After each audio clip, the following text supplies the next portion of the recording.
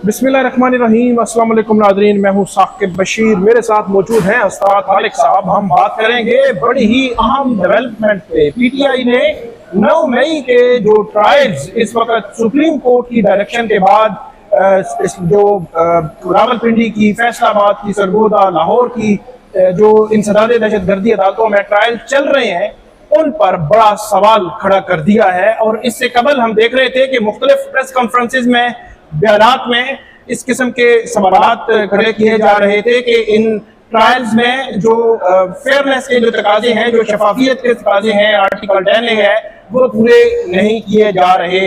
और उसमें यह सवाल भी आ रहा था कि क्योंकि सुप्रीम कोर्ट की डायरेक्शन आई है तो इसलिए जो एटीसी कोर्ट्स हैं वो रात को 2-2 बजे तक जो है वो इन केसेस को चला रही हैं और रात को 2-2 बजे तक जो है वो इन जो गवाहों के बयानात हैं वो जारी हैं। और अब खबर ये है कि जो अपोजिशन लीडर हैं उनकी जानिब से 3 सफ़हात का एक बड़ा तफसीली, 4 सफ़हात का बड़ा तफसीली एक खत चीफ जस्टिस ऑफ पाकिस्तान को लिखा गया है।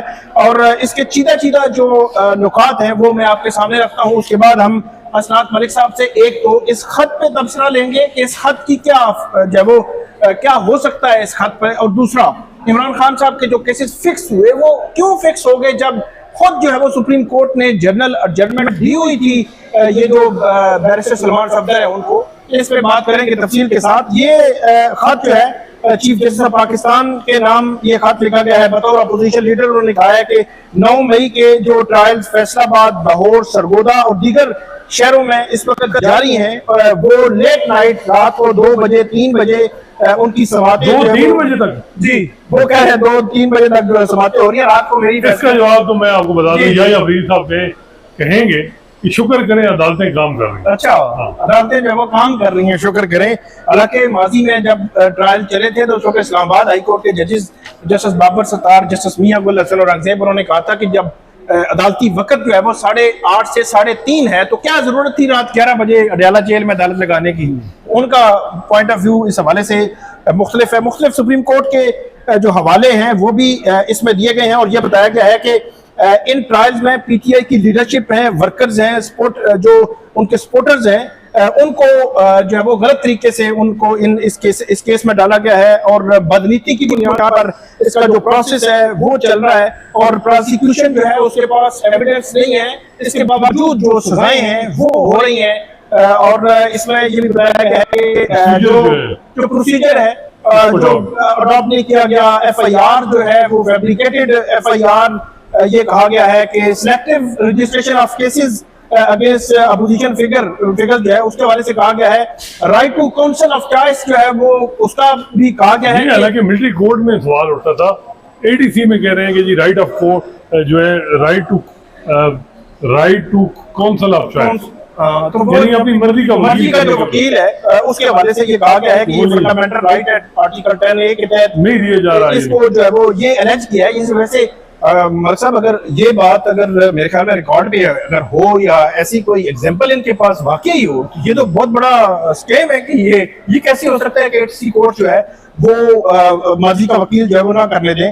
और उसके बाद सबसे बड़ी और सबसे अहम बात, मीडिया की जो एक्सेस है वो रिस्ट्रिक्ट की गई है। इसके हवाले से लाहौर की जो अदालत है, जो कोट लखपत जेल में मलिक साहब, उसमें जो मीडिया है उसके जाने पर पाबंदी है। और मैंने कल पूछा वहां से कोर्ट रिपोर्टर से क्यों पाबंदी है, उन्होंने कहा जी कुछ मिस रिपोर्टिंग हुई है, उस पर जो एटीसी कोर्ट के एडमिन जज हैं उनको कोई इतराज है, इस वजह से उन्होंने पाबंदी लगाई है। और वहां ड्यूरिंग ट्रायल कोई मीडिया का रिपोर्टर मौजूद नहीं था, पहले था पिछले 2 हफ्ते से वहां कोई बंदा नहीं है। इवन वहां पे सजाएं सुनाई गई तो उस वक्त भी मीडिया का कोई बंदा नहीं था। बाहर रिपोर्ट आई तो उन्होंने जब उस हवाले से देखी है। और आगे ये जो उनकी प्रेयर देखे ना, ये क्या है प्रेयर्स जो है, एक तो वो रिव्यू चाह रहे हैं कि जो 9 मई की जो ट्रायल्स हैं ड्यू प्रोसेस और फेयरनेस और फेयर ट्रायल के हवाले से इंश्योर किया जाए कि इसको देखा जाए। और उसके बाद कोर्ट प्रोसीडिंग्स के जो मैंडेट है उसके हवाले से वो बात कर रहे हैं। टाइम ड्यूरेशन जो रीजनेबल टाइम दिया जाए, जी रीजनेबल, रात 2-3 बजे तक ना चले जी। और मीडिया की प्रोसीडिंग, मर्जी का वकील, और उसके बाद मीडिया की प्रोसीडिंग, फैमिली जो है वो पब्लिक इंटरेस्ट के लिए वहाँ पे एक्सेस होनी चाहिए। और जुडिशियल इंक्वायरी की वो बात कर रहे हैं कि 2 एलिगेशन इस हवाले से लगे हैं, इस पर क्या कहेंगे? जवाब ये है कि वो कहते हैं कि फेयरनेस के तकाजे पूरे नहीं हो रहे हैं, ड्यू प्रोसेस नहीं हो रहा और पॉलिटिकल विक्टिमाइजेशन हो रही है, मीडिया अलाउ नहीं है, रात 2 बजे तक केस डिसाइड यानी चल रहा है। लेकिन ये क्यों चल रहे हैं? क्या आईटीसी के जजेस अपनी मर्जी से चला रहे हैं? वो कहते हैं जी याही अफरीदी साहब का जजमेंट है, और सब हम सीख रहे थे कि याही अफरीदी साहब का जजमेंट जो है ये मिसयूज होगा। जिस तरह पनामा का जजमेंट कहा जाता है मिसयूज हुआ, और हुआ कि इलेक्शन से पहले नवाज शरीफ और मरियम नवाज को जेल भेजा गया और एक वहां भी प्रोसीडिंग डे टू डे चलाई गई, और जो भी जिस तरीके से चलाया गया, यहाँ भी पॉलिटिकल ट्रायल चल रहे हैं और मकसद पॉलिटिकल है उसका। लेकिन कंधा इस्तेमाल याही अफरीदी साहब ने कहा जी मैं क्यों पीछे रहूं, मैं क्योंकि इस निज़ाम का वो बेनिफिशरी है। फिर अब दौड़ लगी हुई आईनी अदालत के सरबराह की। हम सारे बात कर रहे हैं कि जी अमीनुद्दीन खान और जो मोहम्मद अली मदद, तो याही अफरीदी साहब को क्यों भूल जाते हैं? उन्होंने 8 महीने में मौजूदा हुकूमत को किस मामले में तंग किया कि वो उनको आईनी अदालत के सरबराह न बनाएंगे? छोटे सूबे से हैं, एक नेशनलिस्ट सोच है उनकी, वैसे भी वो कहते हैं। लेकिन ना जब ये ट्रांसपेरेंसी का तबाह करना हो ना तो ड्यू प्रोसेस, तो एक रंग दिया जाता है कि जी इतने कार्ड खेला जाता है। जिस तरह उन्होंने कहा था कि जी हाई कोर्ट में जो जज ट्रांसफर हो गए हैं वो लिंग्विस्टिक बुनियाद पे हैं, लेट्स एंजॉय रिजॉयस इट। तो वो इस माइंडसेट का जज चाहिए, ठीक है, जो स्ट्रेटेजिकली बड़ा इंपॉर्टेंट। तो अब याही अफरीदी साहब ने 9 मई के में जो कुछ हो रहा है वो उनके फैसले की वजह से हो रहा है। उन्होंने हर उस फैसले में लिखा है कि 265 की जो दरखास्तें हैं वो एंटरटेन की जाए, ड्यू प्रोसेस के तकाजे पूरे किए जाए। वो फिर लिख देंगे।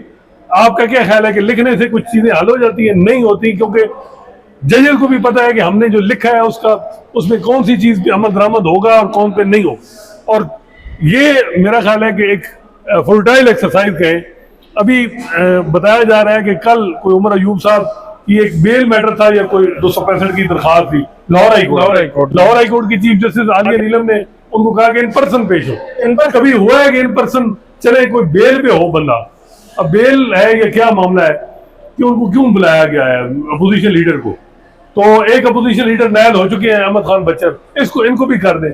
मेरा ख्याल है कि साकिब अब बात यह है कि बाकी तो पीटीआई वाले इनकी जिन असम्बलियों में रहना था वो इन्होंने छोड़ दी थी। 15-20 MNAs का फर्क था और वो भी आखिर में पछता गए थे कि जी ये मामला उस वक्त ना उस चेंज इमरान खान के खिलाफ आया तो फिर तब्दीली आ भी सकती थी।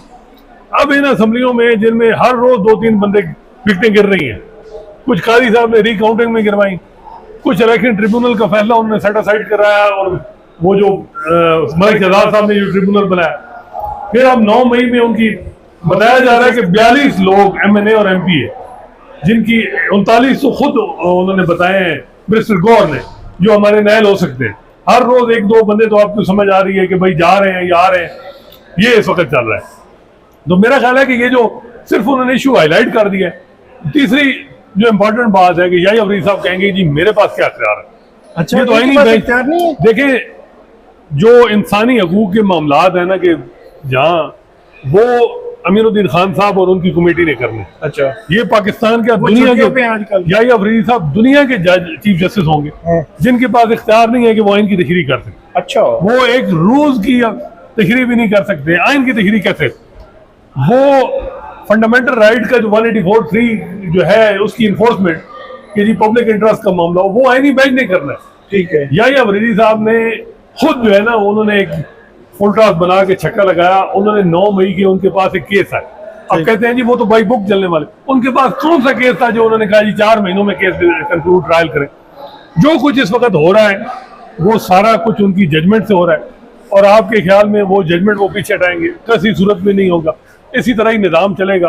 और याही अफरीदी साहब में भी ये लेटर जो है वो मामला भेज दें और वो कहेंगे जी हमने अभी फवाद चौधरी का केस था, उन्होंने लाहौर हाई कोर्ट भेजा, लाहौर हाई कोर्ट ने डिसमिस कर दिया कि जी आप नीचे जाएं ट्रायल में। अब दोबारा उन्होंने CPLA दायर की। ये इस वक्त सारे लिटिगेंट्स फुटबॉल बने हुए। देखिए 9 मई बड़ा वाज़ेह था। इस वक्त जो सिस्टम है ना उसमें या either you are with us और अगेंस्ट, ये नहीं हो सकता कि आप बैलेंस करके खेलें, एक केस इधर करें। आपने अगर इधर होना है तो 100 केस ही इधर ही करने, उधर होना है तो उधर ही होना। तो मेरा ख्याल है याही अफरीदी साहब को समझ आ गई है कि इस निज़ाम में चलना कैसे, और आगे आपको पता है कि किसी जज ने भी तरक्की लेनी है, आईनी बेंच में जाना है। अब इसके बाद तो याही अफरीदी साहब की पहले हालांकि कहते थे कि चीफ जस्टिस ऑफ पाकिस्तान आखिरी ख्वाहिश होती है हर जज की, उसके बाद कौन सा होता है? अब चीफ जस्टिस साहब आईनी अदालत, chief justice of constitutional court, देखें ये वो सारी चीजें हैं जिनको हम नहीं, इंसान इन चीजों को क्यों जो इग्नोर कर देता है। तो ये उमर अयूब साहब अपोजिशन लीडर हैं, गो के जुडिशल कमीशन के मेंबर भी थे, तलक भी खैबर पख्तूनख्वा से है, गो के वो मियां गुल हसन जो आजकल याही अफरीदी साहब के ज्यादातर बेंच में बैठते हैं, उनके कजन भी हैं उमर अयूब साहब। तो लेकिन 8 महीनों में तो हमें तारीख ये जो याही अफरीदी साहब की बताती है कि वो क्या नहीं तरते काम में हाथ नहीं पड़ा, कोई मतलब कोई ऐसी चीज जिसमें जो है वो हुकूमत नाराज हो जाए या वो जाए, वो नहीं। आज बड़े पीटीआई वाले जी हैरान थे, वो 9 मई वाला, जी 9 मई के इमरान खान के केसेस जो है वो कैसे लग गया जब बैरिस्टर सलमान सफदर की जनरल एडजमेंट खुद सुप्रीम कोर्ट ने मंजूर की कि इस हफ्ते वो नहीं होंगे और इस हफ्ते केस लगा दिया। देखिए ये बड़ी हैरानगी है कि एक वकील को आपने जनरल जजमेंट दी 1 हफ्ते, आपको पता है, और इतलात ये है कि ये कागज जारी हुई है कल 4 बजे, जब सारा दफ्तर बंद हो जाए। अब इसकी दो, एक जो प्रो चीफ जस्टिस लोग हैं या प्रो जो इस मौजूदा निज़ाम के, वो कहते हैं जी ई फाइलिंग से आप जो भी पिटीशन दायर करें दूसरे दिन लग रही है। ये तो वैसे पाकिस्तान के सारे वकीलों को ई फाइलिंग पे आना चाहिए, जब ड्राफ्टिंग जो है वो सारा कुछ होता है वट, तो इसको ई फाइलिंग करें, जल्दी केस अगले दिन लग जाए। क्योंकि एक चीज जो दूसरा जो इसका ये है कि एक आपने देखा होगा कि अभी एक रिसेंटली एक केस चला, बड़ा उसका एक स्कैंडल बना हुआ है कि जी एक दिन फाइल हुआ, उस पर कोई ऑब्जेक्शन भी आया, लेकिन दूसरे दिन केस फिक्स हो गया। 2 रुकनी बेंच आमिर फारूक साहब और शायद बिलाल साहब, उन्होंने स्टेटस को भी दे दिया, फिर उस केस की फाइलें भी चोरी होगी। अब उसके बारे में ये होता है कि जी वो ई फाइलिंग थी, अगर ई फाइलिंग थी तो फिर वो दोबारा रिकॉर्ड क्यों कहा गया कि जी वो चोरी हो गया।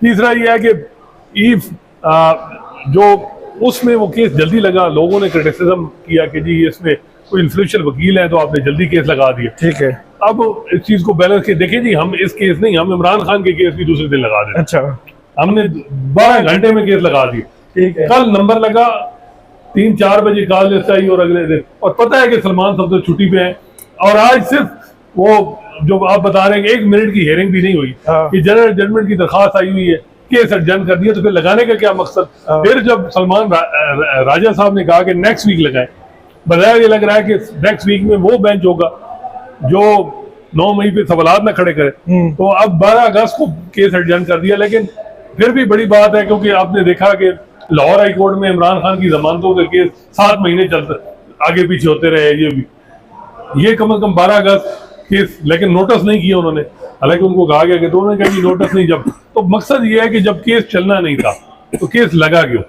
लेकिन इसमें एक और इशू भी आएगा कि जो इनकी डायरेक्शन है वो 15 से 20 अगस्त के दरमियान खत्म हो रही है। 4 माह की डायरेक्शन हुई थी अप्रैल में, और जो अभी 15 से 20 अगस्त के दरमियान खत्म होनी है। अब 12 अगस्त को केस लगेगा, तो आपको क्या लगता है ये केस आगे चलेगा या प्रोसिक्यूशन को कहेंगे या एटीसी कोर्ट को कहेंगे कि ट्रायल्स किस नहीं, वो एक्सटेंड कर देंगे, 15 दिन और कर देंगे, महीना कर देंगे। नहीं, बेल है ये सुनी जाएगी या नहीं सुनी जाएगी? देखें मेरिट पे आ गई केस, याही अफरीदी साहब को जितनी अब समझ आ गई है वो मेरिट पे नहीं जाएंगे, वो जिरका जो स्टूडेंट्स लाते हैं, अच्छा वो कहेंगे अच्छा ये है कि जो लाहौर हाई कोर्ट ने एडवर्स रिमार्क्स दिए ना वो निकाल देते हैं। वो तो कौन सा यहाँ हाई कोर्ट के जज ने सुने होंगे, पढ़े होंगे, वो हम एक्सपेंड कर देते हैं या कहेंगे विदाउट प्रेजुडिस दिस।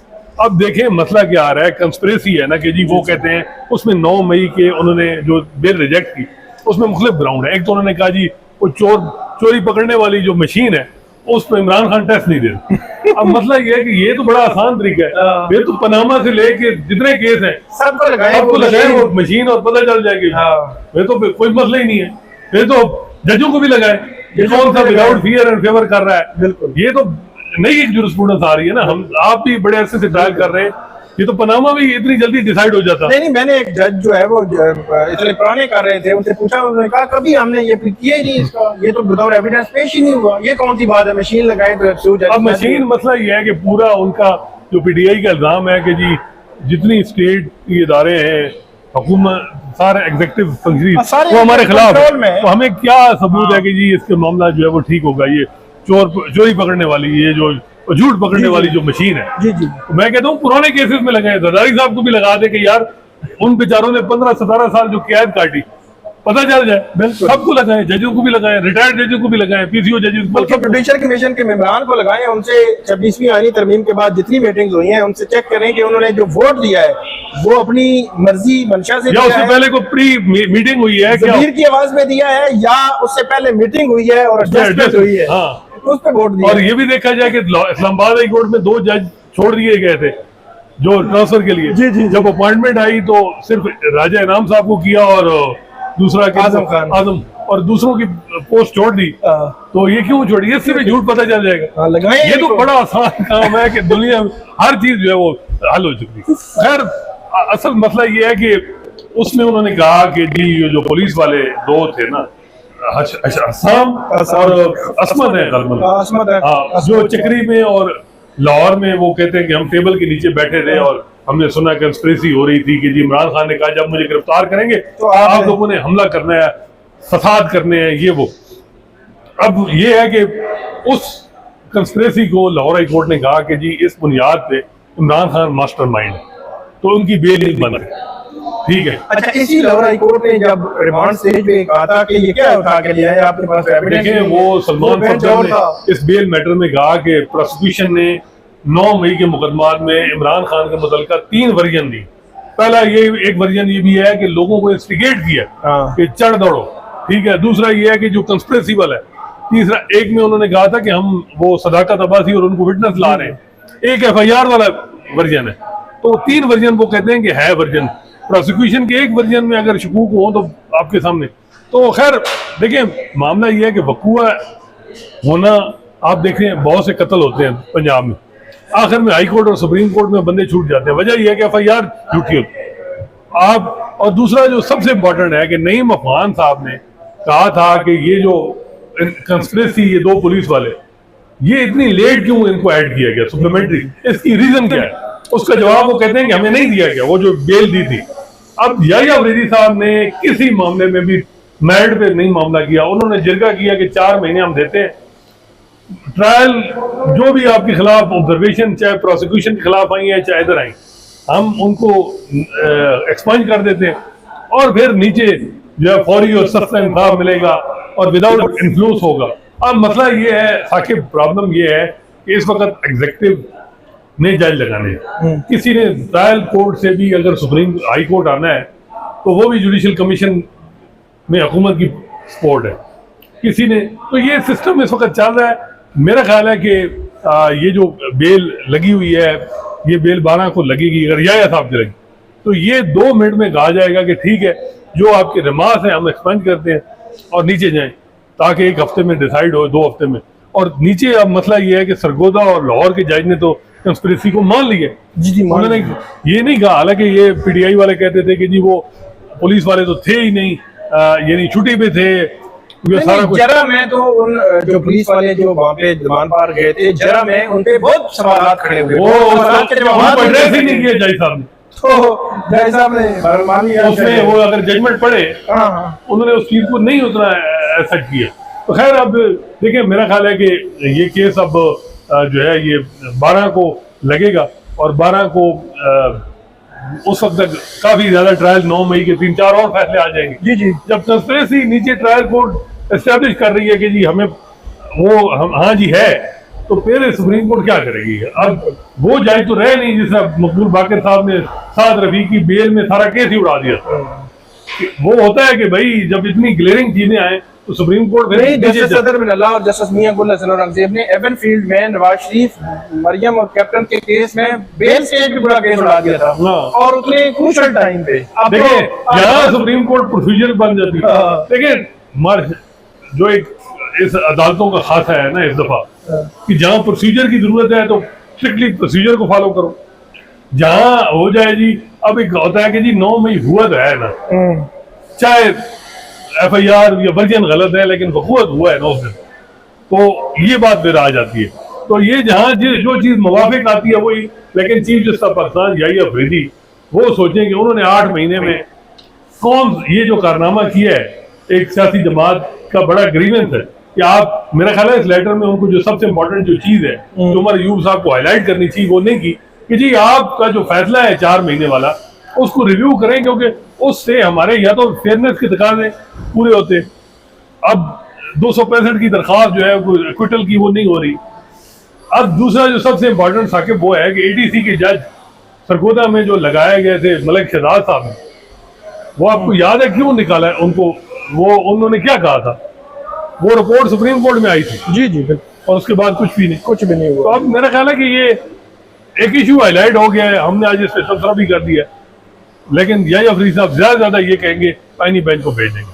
आईनी बेंच को भेजें और उनके पास जो है वो इख्तियार क्या नहीं है। बताऊं, उनके पास वो केस पेंडिंग है कि 4 महीनों में केस कंक्लूड वाला दोबारा टेकअप कर लें। लेकिन इस वक्त आपके सामने है कि फैसलों की अहमियत ही कोई नहीं है। एग्जीक्यूटिव ने फौजी अदालतों में सिविलियन ट्रायल के लिए अपील का हक नहीं दिया, रिजर्व सीट का फैसला अहमद रहमान नहीं हुआ, 90 दिन के अंदर इंतखाबात वाला नहीं हुआ। तो ये कौन से फैसले हैं? 9 मई तो 9/11 है एग्जीक्यूटिव का मौजूदा का, वो कैसे मानेंगे अदलिया को? बहुत शुक्रिया आसान मलिक साहब। नाज़रीन, हम आपको मजीद भी अपडेट करते रहेंगे, हमें फीडबैक दीजिएगा। अल्लाह हाफिज़।